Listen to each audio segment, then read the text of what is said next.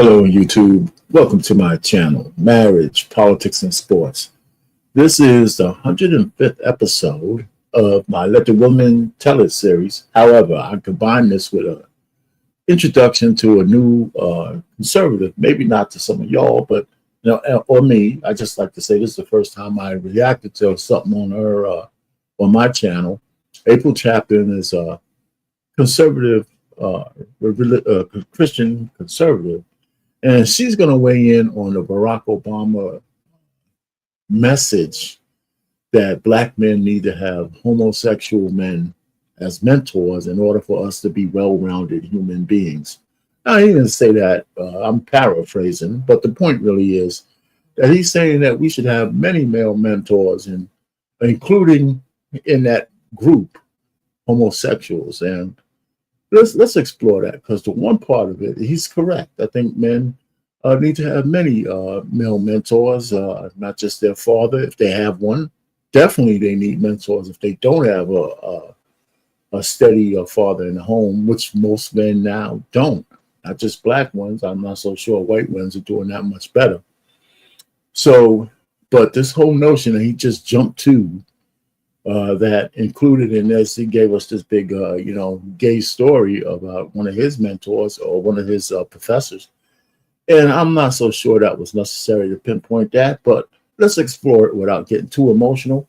However, we're going to let April Chapman, a woman, give her perspective from a female perspective, because I already have mine. So once she starts talking, I'm going to let her go ahead and talk, but I may interrupt or interject my thoughts on what she's saying. Now, let me tell you, I honestly have not gone through her 18-minute video. All right. So we're going to go through it kind of together. All right. So listen, stay tuned, and let's just see what she has to say. I have like 104 other Let the Women Tell It series on a lot of different topics. And sometimes I like to hear women tell their side of the story, and I just put that as a video. This is probably one or two of my live ones that I've done. They're usually not live. So this one is live because I just feel like going live. What the hell? Anyway, also you'll notice that in one of my boxes, I might have I have a link to my music channel, theme-based music, where I do a lot of theme songs using AI, but I kind of manipulate, not kind of, but I rewrite some of the songs, but I set it to music and AI puts it out there. R&B, soul, a little reggae, some other things. And so I go to that channel. It's very new, if you can, but I'm going to play a tidbit of that song at the end of this video. So like, share, subscribe to this channel. Go seek out. I'm going to put a link to April Chapman's channel in the description, of course, so you can go to her channel. And definitely, she's a really good YouTuber, but she has a big message to say. And so I'm sharing her with you guys today. So without further ado, here we go.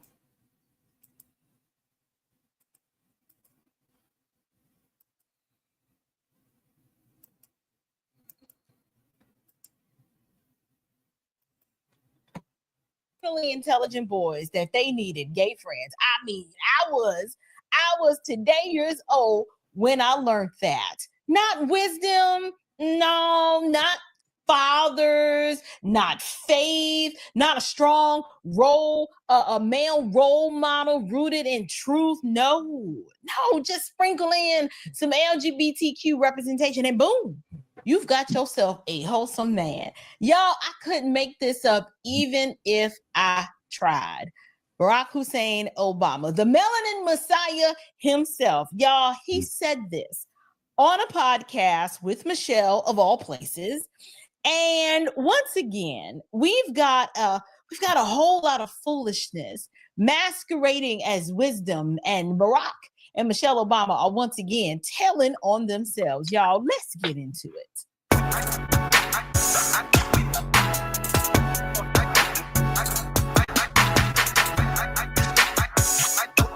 Grace and peace, you guys. Welcome to Unshakable with April Chapman, where we discuss all things social, cultural, political, and theological from a biblical perspective. I am your host, April Chapman, and today I want to welcome you to the show. And we have to sift through some cultural chaos and analyze who in the hell left the gate open. Like, I did not see this on my bingo card. So what we're going to talk about today is the most recent word salad tossed together by our former commander-in-chief, Barak Hussein Obama. And he recently joined his wife. I'm assuming they're still calling themselves husband and wife now. He joined Michelle Obama's podcast to embarrass himself some more. And so let me just stop this for a second. I want to just also say that I actually watched the whole hour interview between Michelle, her brother, and Barack Obama, just so I can see the context of when he actually started to say that if you wanted to be a well-rounded man, I don't know if he specifically says black man, but of course, that's what he's pretty basically talking about, that you needed a homosexual person as in part of your circle. And, so I just wanted to have in full context because there are some other things he said that I didn't like.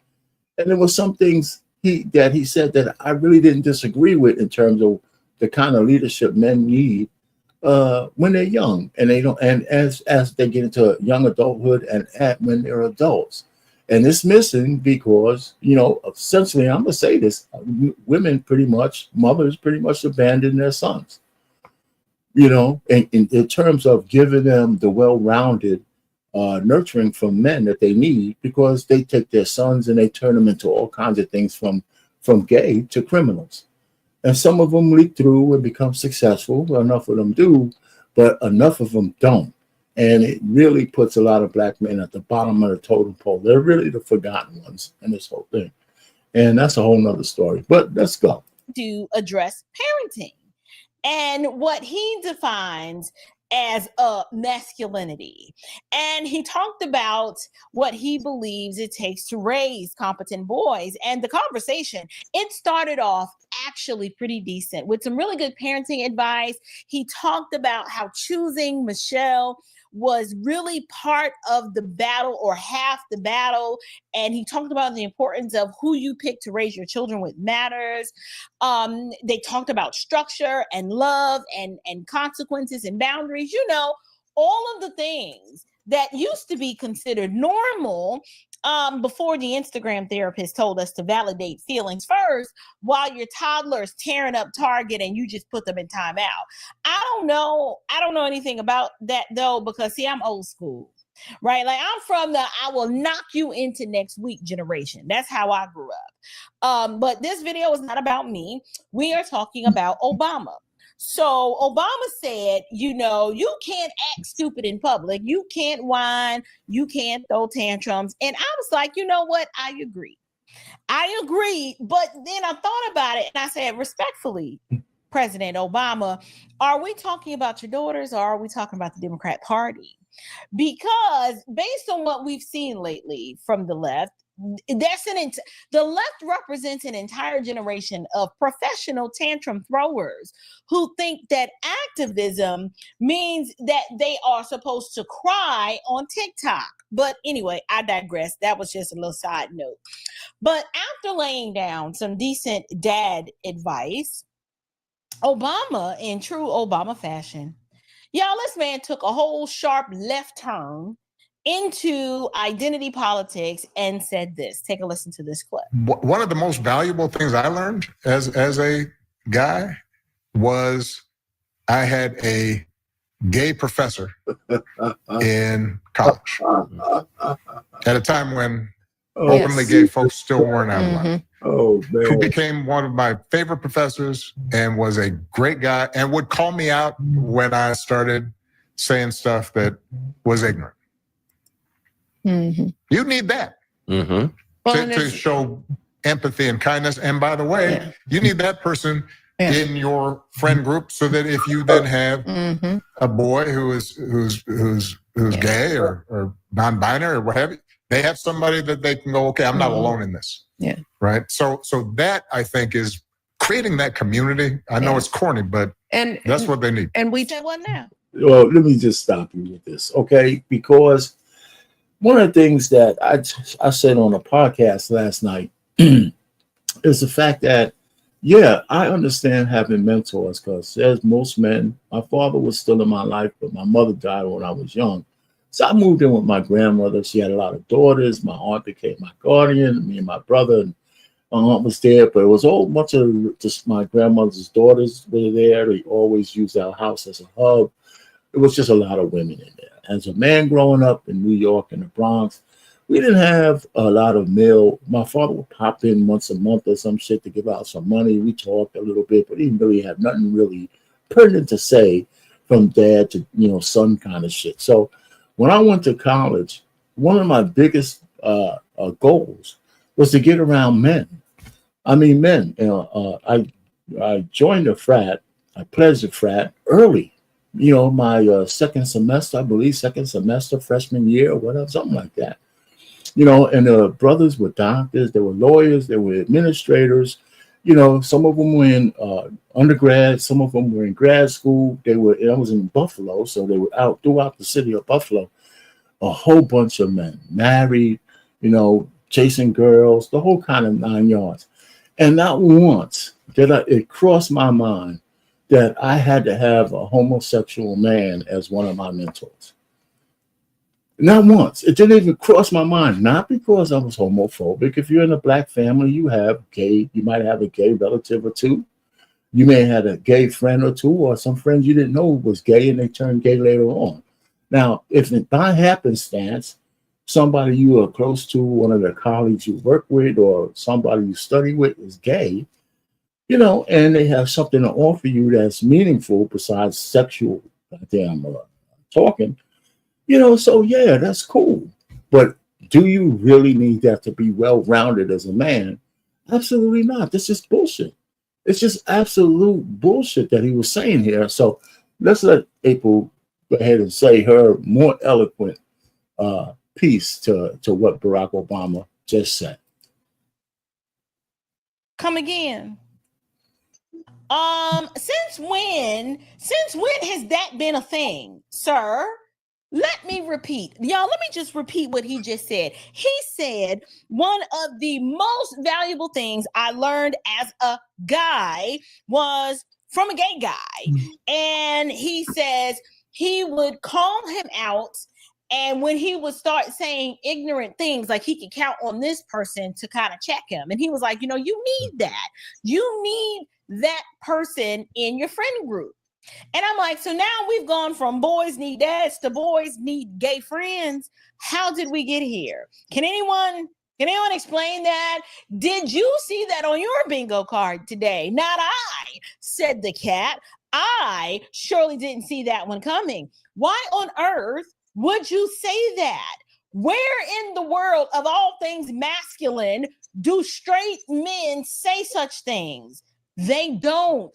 I'm sorry. And I don't care how metrosexual progressive you think you are. That's not normal. Because let me get this straight. Is Barack trying to tell us that the best way to keep your son from growing into a misogynist is to have him mentored by someone who wears skinny jeans and thinks that gender is a social construct? Is that what I was supposed to walk away from what we just heard? I don't know. And I don't know who needs to hear this, but it needs to be said, masculinity is not toxic. And boys don't need to be mentored by gay men, and they definitely don't need to learn anything from them. First of all, that is way too much information if I know who you're sleeping with. It bothers and concerns me greatly that we have taken sexuality, something that is supposed to be private behind closed doors, that nobody is supposed to be talking about or discussing in polite company, and we've brought it to the forefront to now who you sleep with is so much a part of your identity that you have to lead with that. We don't, young bars. Let's just let some of what she just said sink in. I mean, it's bars. It's just absolute absurdity that he would take that twist and say all this bullshit. We had a panel last night on the Black Man Unfiltered Network, and we discussed this. And I don't know, several times I kept going back to the fact that, you know, having a homosexual in your circle has no bearing on whether you're going to be an upstanding, emotionally intelligent man whatsoever. And she just hit the nail on the head that I didn't think about. What the hell is this dude talking to you about his sexuality for? Why would if I'm young and I'm talking to a guy who's a professor, why would I give a shit who he's sleeping with? Right? I don't know if somebody's heterosexual unless we had some kind of conversation. I saw his wife come up and kiss him, or he had a girlfriend and he picked up. Other than that, it's just a person with knowledge. So if you're a homosexual, why the hell would I know that you're homosexual if unless you tell me? Unless we get into that conversation that you like to take it in the butt and all this other kind of stuff. Why would I want to know that? Why? And so she hit that, you know, in the head. Maybe I was a little crass with the way I said it, but I mean, that's just the way it is. Men don't seek that shit out for, you know, heterosexual men don't seek that shit out to make them well-rounded. It's just bullshit. Boys don't need to learn anything from gay men. Right. Your sexual preference and proclivity, that need to be business that you keep to yourself. And what's toxic, masculinity is not toxic. What's toxic is a worldview that sees God's design for men as a problem that needs to be corrected instead of a gift to be honored. Did Barak really think that we were just going to let him get away with saying such an asinine statement? I don't know, but let me break this down. The question posed on the podcast, it was thoughtful, right? A mom called in asking how to raise boys with character and discernment in a world that's full of all this toxic messaging. Now, depending on your political persuasion at this point, toxic messaging is a loaded phrase and it can mean a variety of things. But Barak had an opportunity here to just give a solid all-American answer. But instead of pointing people to the truth and talking about integrity or even biblical fatherhood, he gave us a TED Talk on diversity in the friend group. Like, he gave the most unpresidential, queer behind answer that he could have thought of. And it goes to show you that his top priority has always been, from the time he was a U.S. senator to the time that he left office, that the queer community has always been top of mind because it's a reflection of who he is. Somehow, Barak thinks that the solution to raising emotionally stable men is to make sure that they've got this rainbow coalition of influences complete with a gay mentor. Like, I don't understand how we got here, but I can guarantee you this: if you listen to that advice, your son will not grow up to be a well-adjusted masculine male. Oh no, he's gonna grow up to be somebody's queen. That's what he's gonna grow up to be. And she's absolutely correct when she says that. That's one of the things that I think a lot of times boys need is not just exposure to one guy. Mm-hmm. One dad. No matter how good the dad is. He can't be everything. He can't be everything. And then that boy may need somebody to give the boy some perspective on the dad. Yeah. Now, when he said you need somebody to give perspective on the dad, again, he takes it into this queer position. But he is correct that, you know, I have a friend, he has a lot of sons. And every so often, when he takes them out to dinner, I go with them a couple of times. I met his sons, they're grown now. And the very first thing I always do, and because me and their father are alone, I always razz him. He razzes me, we razz each other. But when I'm around him and his sons and his daughters, the very first thing I do is give him the best compliments I possibly can in front of them, to say, here, I'm a guy you don't know, but I think your father is the best. I edify him. You know, you edify your friends around, male friends or parents. It doesn't have to be a man. It could be a woman too. Hey, listen, I know your mom and I know your father, man, she's a great person. She does this. Or your father, he's a great guy. I listen to a lot of things he has to say. We make money together. We do this together. I mean, those kind of things in his kids' eyes. Here's a stranger saying, hey, your pops is a great dude. Well, you know, or your mom's is a great lady. That's edification. So that part, Barack Obama, is okay. But saying that has to come from a homosexual, it's just bullshit. It could be anybody. You know, I mean, it even could include that, but you don't seek that out because you're not going to be well-rounded unless somebody from the alphabet mafia is involved. It's just bullshit. Right? Yeah. So let me just read to you. Let me read to you what he says. And I quote, "One dad can't be everything. That boy may need somebody to give him some perspective on that dad." End quote. And I'm like, so we've gone from honoring the father to questioning the father with help from someone who likely doesn't even believe in the biblical role of fatherhood in the first place. No, thank you, sir. I think for me, I don't know about you, but for me, as a Bible believing Christian, I think I'm going to stick with the scriptures. Here's what the scripture says: whoever walks with the wise becomes wise, but the companion of fools will suffer harm. That is Proverbs 13:20. Listen, the last thing that our boys need is a politically curated circle of woke mentors affirming foolishness. They don't need that. Our boys need godly men to disciple them. They need fathers to instruct them, and truth that doesn't change with the polls. Y'all idiots can't even define what a woman is. Why would we listen to you? Why would we take serious anything that you have to say? Your credibility is shot, sir. I am sorry. We cannot hear you. We can't hear you. We don't want parenting advice from you. And we definitely sure enough don't want marital advice from you. All right, so let me stop it here. I'm going to put the link to her channel and the rest of this video in the description. So if you're interested, go to it to hear her whole take on this, because I don't want to, put that all on here, because, she needs to go to her channel. I would subscribe to her channel like I have. So subscribe to my channel as a thank you for introducing you to April Chapman.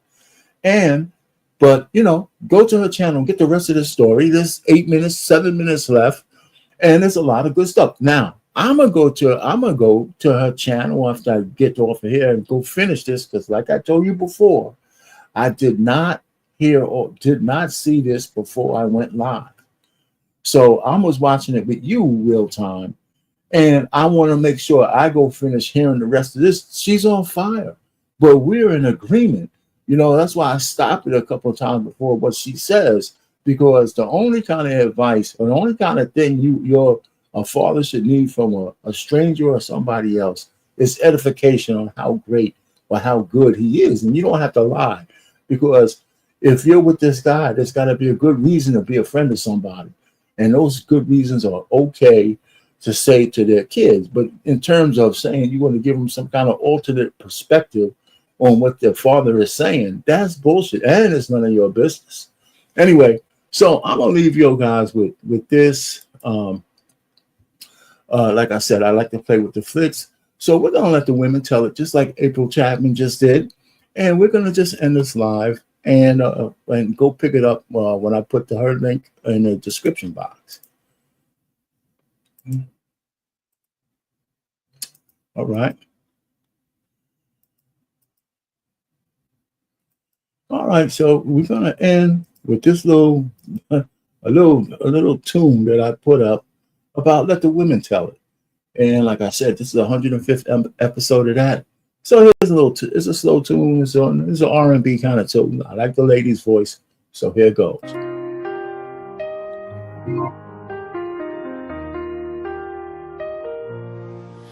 In the glow of the moonlight, dreams come alive, harmonies whisper the tales that we thrive, voices of the gentle, the fierce and the bold, through our stories unfold. With every note we rise, together we flow. Let the women tell it, hear the echoes rise from the whispers of history to the roar of the skies. We're the force of the ocean, the fire in the night. Let the women tell it, we own our own light.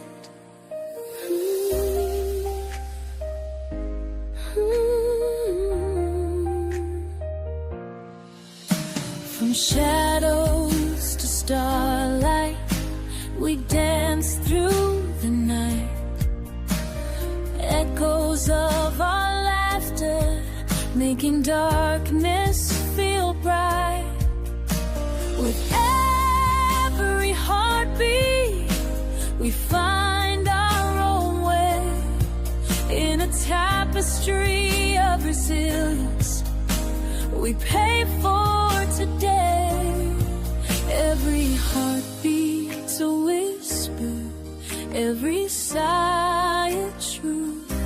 Oh, let the women tell it, hear the echoes rise from the whispers of history to the roar of the skies. We're the force of the ocean, the fire in the night. Let the women tell it, we own our own light. The wash of the ocean, the fire in the night. Let the women tell it, we own our own light. So gather round, sisters, feel the love we share. In a world of a making, there's magic in